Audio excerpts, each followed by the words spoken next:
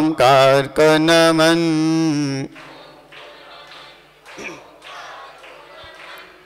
सिद्ध को नमन, सिद्ध प्रभु को नमन,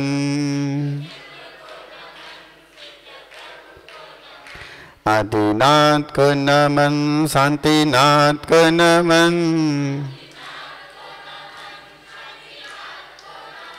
पारस प्रभु को नमन, महावीर को नमन,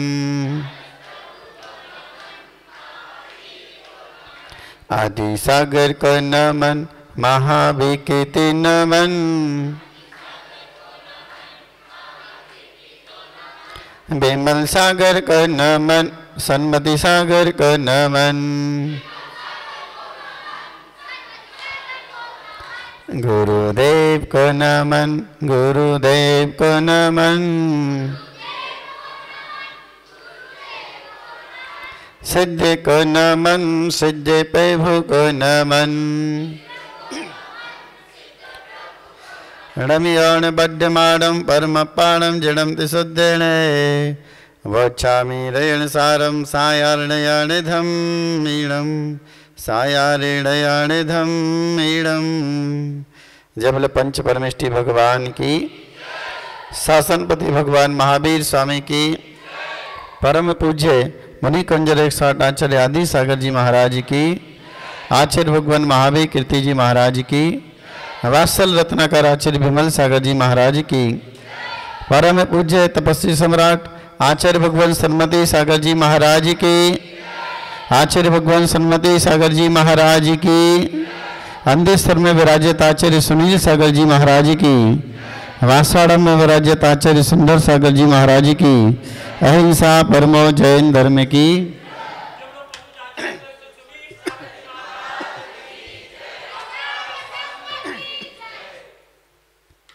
धर्म परमेष्ठ बंधो, आचार्य कुंद कुंद देव भगवान महावीर स्वामी की दिव्य देशना रैणसार ग्रंथ राज के द्वारा हमारे भावों की परिणति बताई।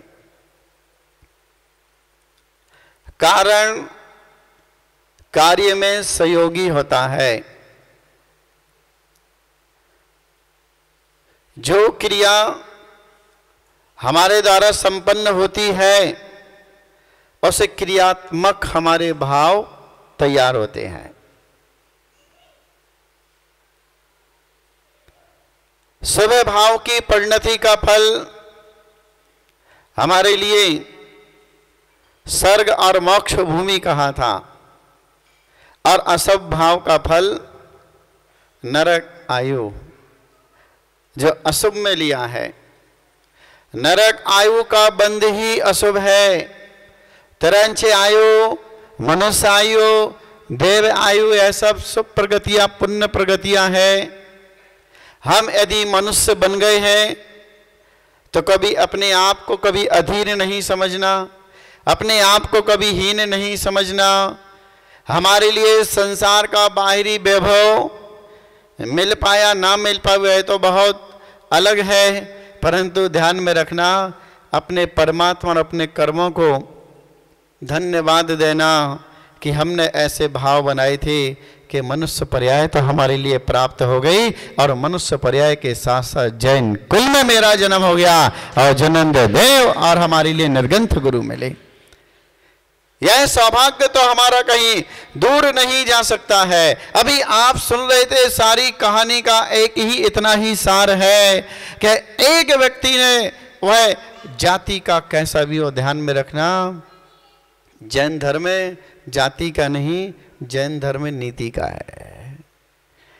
उसने एक छोटा सा नियम लिया और नियम का परिणाम यह निकला कि छोटा सा नियम उसने लिया था कि उसके जाल में जो पहली मछली आएगी उस मछली को हम जीवन दान देंगे, और उसका परिणाम ये निकला। ध्यान में रखना, जो दूसरों को जीवन देगा उसके लिए भी जीने का अधिकार प्राप्त होगा। जो दूसरों की सेवा करेगा उसकी भी सेवा होगी। जैसी करनी वैसी भरनी, जो हम करेंगे वही तो हमारे साथ में होना है। आज यदि किसी वस्तु का अभाव है तो यह अभाव हमारे माता पिता के कारण से नहीं। यदि हमारी दुकान नहीं चलती है और पड़ोसी की दुकान चलती है, इसमें पड़ोसी की गलती नहीं है, इसमें हमारे ही कर्मों का दोष है। कोई क्या कर सकता है?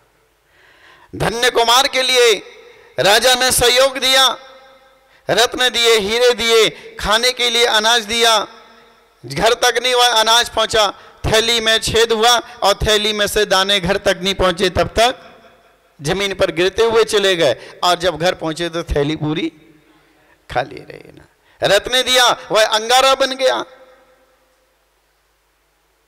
यह जब पाप कर्म का उदय जीव के लिए आता है तो अपने भी पराये हो जाते हैं, और जब पुण्य कर्म का उदय आता है तो दुश्मन भी गले मिल जाते हैं और अपने हो जाते हैं। यह सब हमारा दोष है।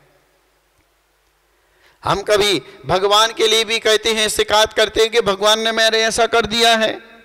यह तो हमारी अज्ञानता और मूर्खता है। जिसके लिए भगवान का स्वरूप पता नहीं है, जैन धर्म का सिद्धांत पता नहीं है, हमारा धर्म कर्मवादी और कर्म सिद्धांतवादी है। यह सब हमारे लिए ही कर्मों से हुआ है। उसे बच्चे के लिए राज्य मिला, यह उसका पुण्य था, कोई मार ही नहीं सका। जिसको राखे साइया मान न सके ना कोई। कौन मार सकता है जिसका पुण्य है? जिसका पुण्य गाढ़ा है, जिसका तीव्र पुण्य है, उसका कोई दुनिया में बिगाड़ नहीं कर सकता है। आप लोग यहां पर बैठ करके कौन सा पुण्य अर्जन कर रहे हैं?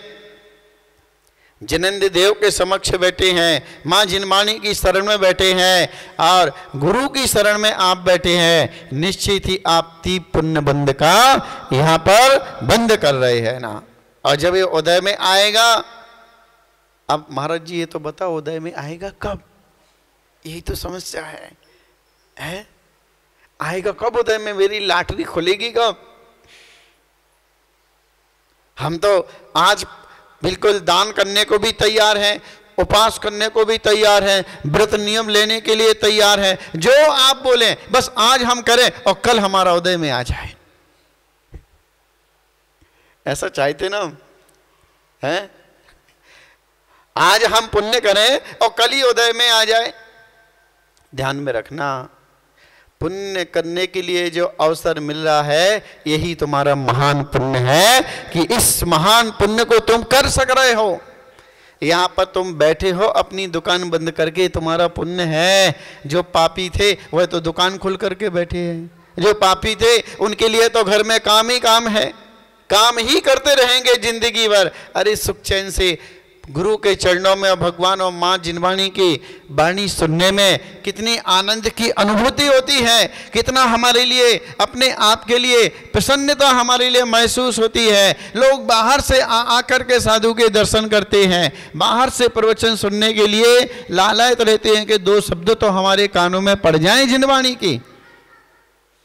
जब साधु के शब्द हमारे कानों में पड़ते हैं तो हमारा मन इतना प्रसन्न हो जाता है। जो भक्त होता है, प्यासे को जब पानी मिलता है तब वह कितना खुश हो जाता है।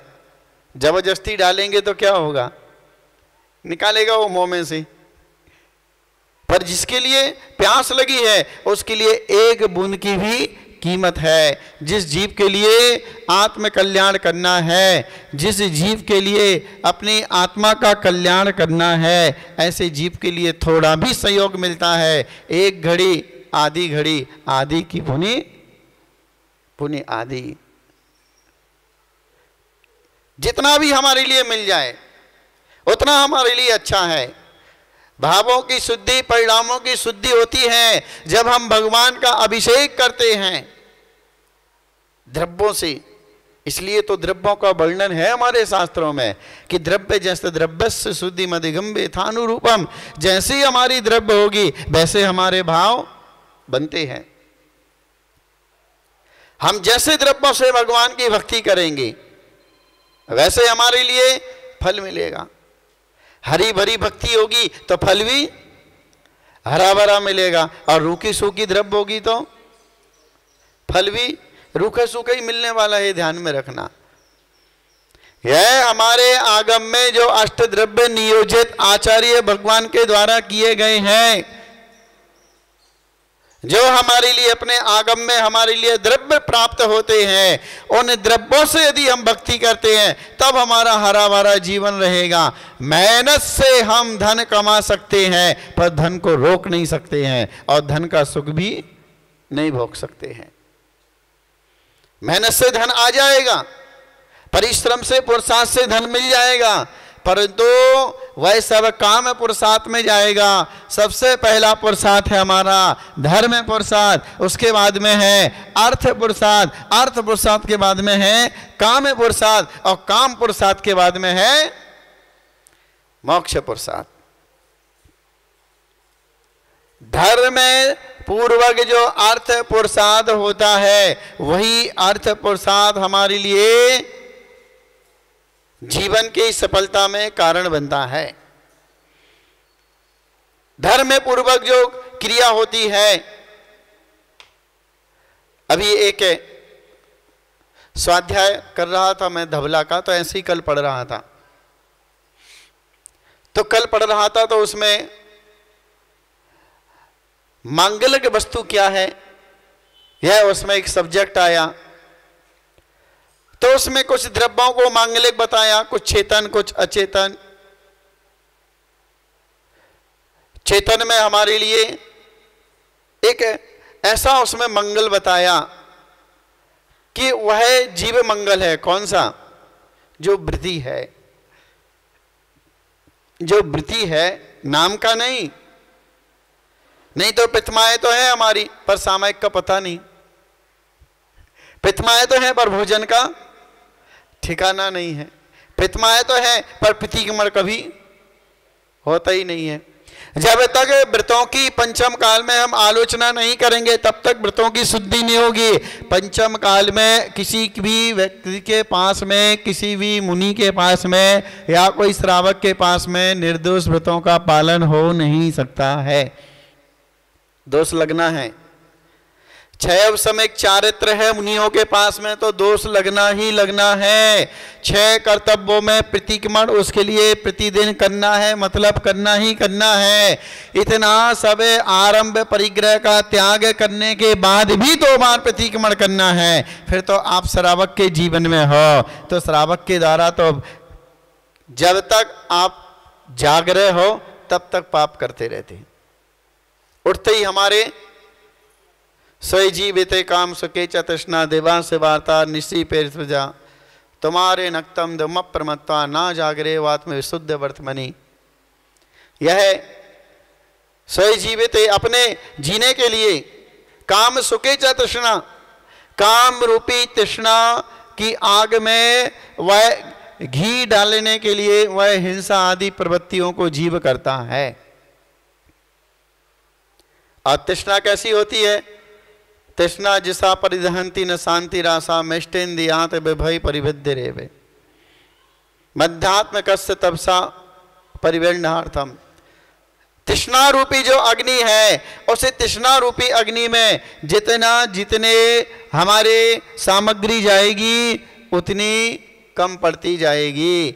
उसकी इच्छा कभी पूरी, समुद्र में कितना भी पानी जाएगा वह समुद्र परिपूर्ण कभी नहीं होगा।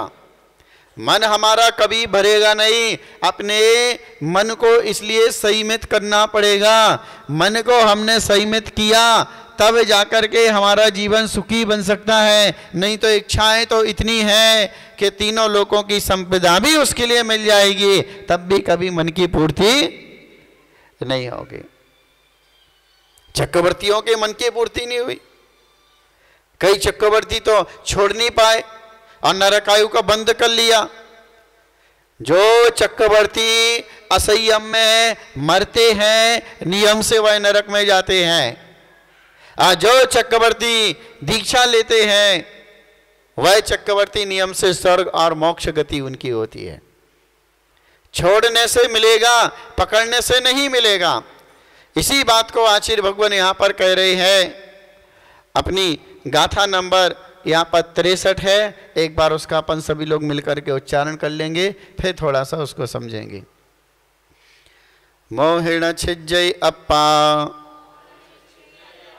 दारुणिकम्बम करे बहुवारा राहु पावई भवतीरम किम बहु दुखे बहे मूढ़मयी। एक साथ मोहिण छिज्जय अप्पा दारुणिकम्बम करे।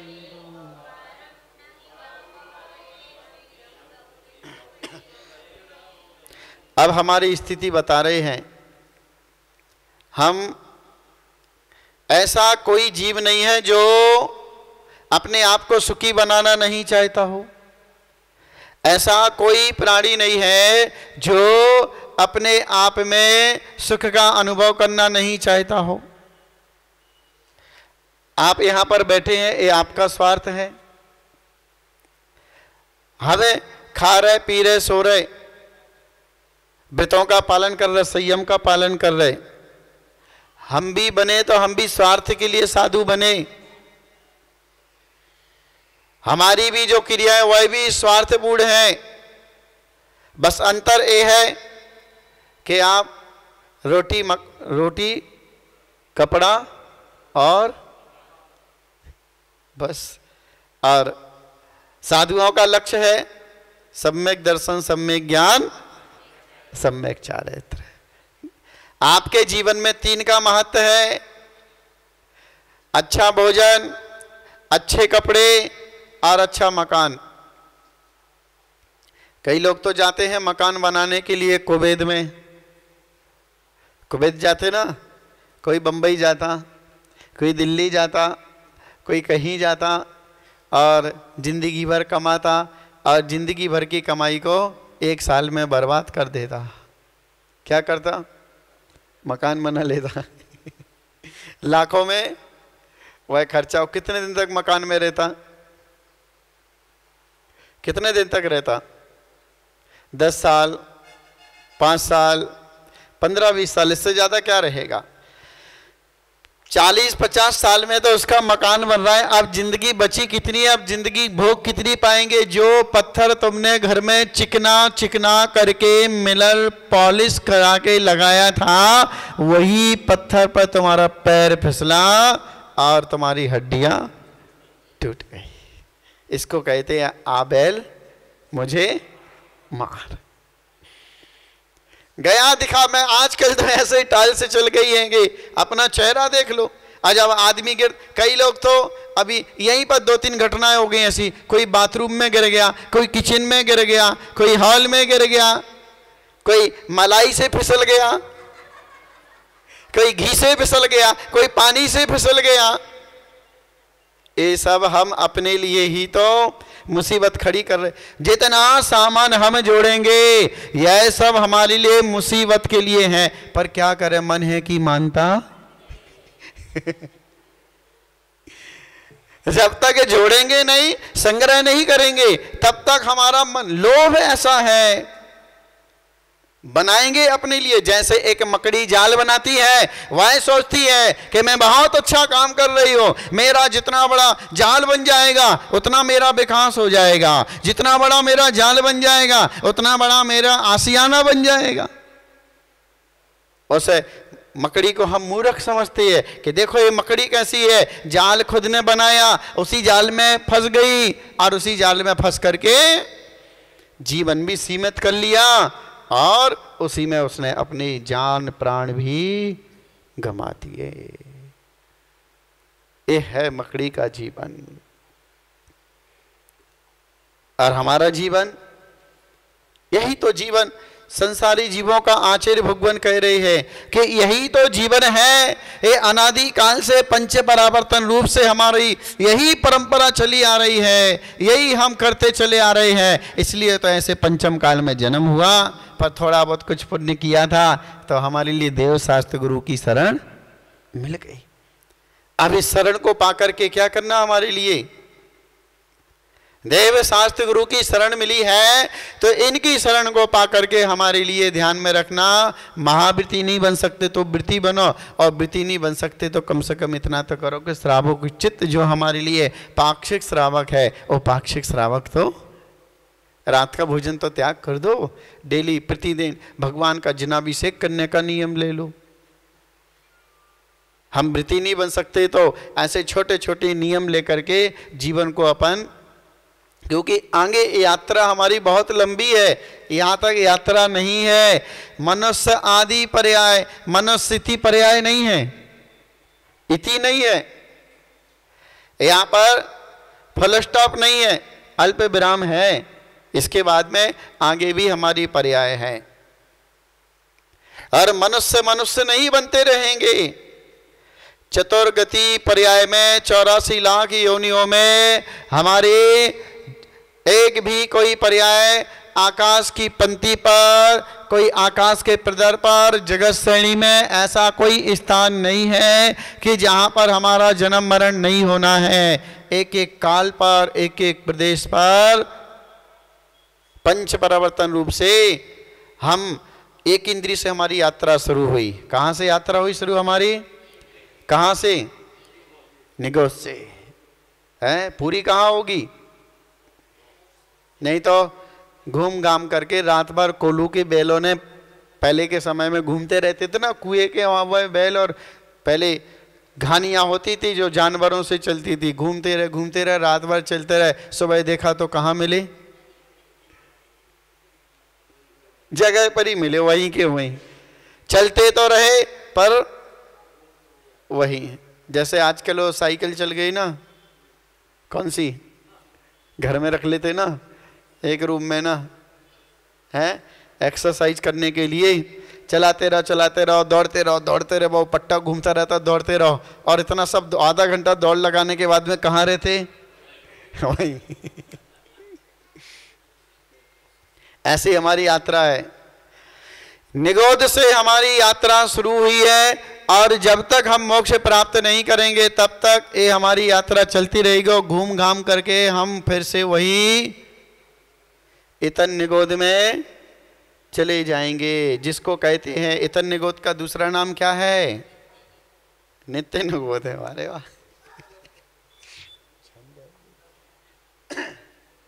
इतर निगोद का दूसरा नाम है चतुर्गति निगोद। एक है नित्य निगोदिया जीव होते हैं, एक इतर निगोदिया जीव होते हैं। नित्य निगोदिया जीव उन्हें कहते हैं जो कभी निगोद से बाहर नहीं निकलेंगे, सामान्य रूप से ना, उसमें भी भेद हैं, पर उसमें जीव फिर वापस जाता नहीं है। निकल सकते हैं पर उसमें दो पार्ट हैं, अनादि अनंत और अनादि शांत। नित्य निगोदिया जीव वह एक इंद्रिय में है, उसी में है, वह सूक्ष्म लब्धक पर्याप्तक जीव है, बस वही बने रहेंगे वो। और इतर निगोदिया चतुर्नति जो चारों गतियों का भ्रमण करके उसमें फिर से पहुंच जाती है। उसी बात को आचार्य भगवान यहाँ पर क्या कह रहे हैं? मोहिना छिज्जई अप्पा, मोह का क्षय नहीं करता है जीव, और क्या करता है? दारुण कम्मम करे ही बहु बारम। दारुण मतलब भयानक से बड़े, कम में मतलब साधना, तपस्या, कर्म, काम, बड़े बड़े काम करता है, बड़ी बड़ी तपस्या करता है। करे ही बहु बारम, बहुत बार करता है। पर मोह का जब तक वह छेदन नहीं करता है, मोह जब तक वह नष्ट नहीं करता है, सम्यक दर्शन प्राप्त नहीं किया तो साधना जीरो। सम्यक दर्शन नहीं है, देवशास्त्र गुरु पर श्रद्धा नहीं है, सप्त तत्वों पर श्रद्धा नहीं है, और फिर साधना तो बहुत सारी है, तो वह साधना एकदम जीरो, उसका कोई फल नहीं है। सम्य जुदम मोक्ष समम सम्य बिना दी है संसारम। सम्यक दर्शन से सहज जो क्रिया होती है वह मोक्ष सुख को देने वाली है। सम्य बिना दी है संसारम, और सम्यक दर्शन से सहज जो क्रिया होती है वह हमारे लिए मोक्ष को देती है, और उससे रहित जो होती है वह दी है संसारम, दीर्घ संसार, बहुत बड़े संसार को बढ़ाने वाली होती है। तो यहाँ पर आचार्य भगवान वही कह रहे हैं, राहु पावई भवतीरम, भवतीर मतलब भाव पार वह नहीं होता है।